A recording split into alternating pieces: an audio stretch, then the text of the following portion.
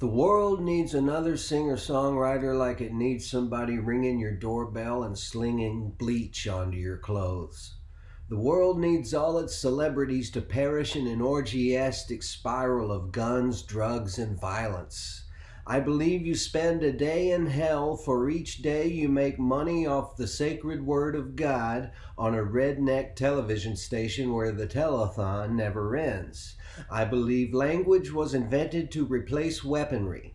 I believe I'll have another beer.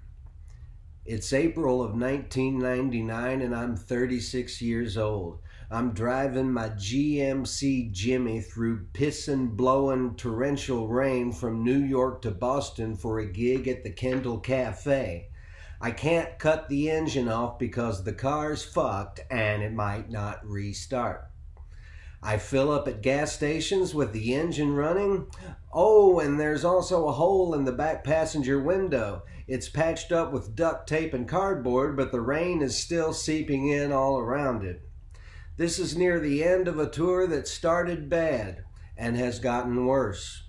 I'm paired with an Australian singer-songwriter named Stephen Camden. The gigs were in good rooms, but we haven't been drawing shit for audiences. I think the booking agent and manager might have put stars into Stephen's eyes, that the gigs were going to be great and that the USA was ready for Stephen Camden. And now, 3 weeks later, he's feeling like he's been sold a bill of goods. And me, I'm stoned all the time. It's the only way to deal with it. The Jimmy had quit the day before in Brooklyn, where I'd bunked up in Park Slope with Scott McClatchy, who plays with Top 10 some, and his wife Laura. I put my key in the ignition and nothing happened. Thus became the litany of finding a tow truck and a mechanic in the cruelest city in the world. I called a service called Mr. Rescue. A short, buff guy who spoke in movie Brooklynese showed up in short order with a tow truck just in time for me to lock the keys in the car. Short, buff guy just happened to have a 4-foot-long piece of 4x4 in the towing vehicle, in his truck. Excuse me. God knows why he had that piece of wood. Apparently they're useful. There was no choice but to smash one of the windows. When I saw Buffy put that 4x4 through the back passenger glass, I wanted to throw up. He then went around, threw the wood back into the tow truck, opened the door of my GMC Jimmy, reached into the driver's side, turned the key, put it in neutral, and did the chains and lock shit that you do when you're going to tow a car. Then Buffy and I took a ride all the way to Coney Island, where the mechanic was. I left the GMC there, took a cab back to Scott and Laura's in Brooklyn, and somehow in my completely freaked out state managed to make the gig in Manhattan that night at the Lakeside Lounge and drank prodigious amounts of Maker's Mark. At 8 this morning, I wasn't just hung over, I was raped and mummified. But I roused myself on a gloomy, rainy morning and called the mechanic. I don't even remember what we talked about. The GMC Jimmy, I guess. I wound up in Coney Island either by cab or train or magic carpet, I don't fucking know. All I knew was that I was at the mechanic's and there's this old guy with a beard and a turban talking to me. They'd gotten the Jimmy running. Buffy was there. "Mr. Womack," he implored, "I strongly recommend you not take this car on the road today." The fossil in the turban waved him off and spoke to me. "Is you starter," he said in broken English. "But here's what you do." Reaching into the engine, he pulled a cap off something to reveal a valve of some sort. Then he took an aerosol can of some chemical probably banned in the US and he sprayed it directly onto the valve. "Now you start her up." And it started right up. Simple enough to do, it seemed. Looney Tunes, too. Spraying some unknown, probably flammable chemical into the innards of my engine. Buffy begged me again, "Mr. Womack, please give us a day to get your starter properly fixed." It was Sunday and they wouldn't get parts. "No, thank you," I said. "I have to be in Boston tonight. The show must go on." So I picked up Stephen in the city, where he'd been staying with a friend. And that's when the rain started to pick up, which leads us to now. Dealing with interstate traffic, reading MapQuest directions off of rain-spotted paper, and listening to the howls of wind whistling through the duct-taped cardboard window hole and into a vehicle we can't shut off.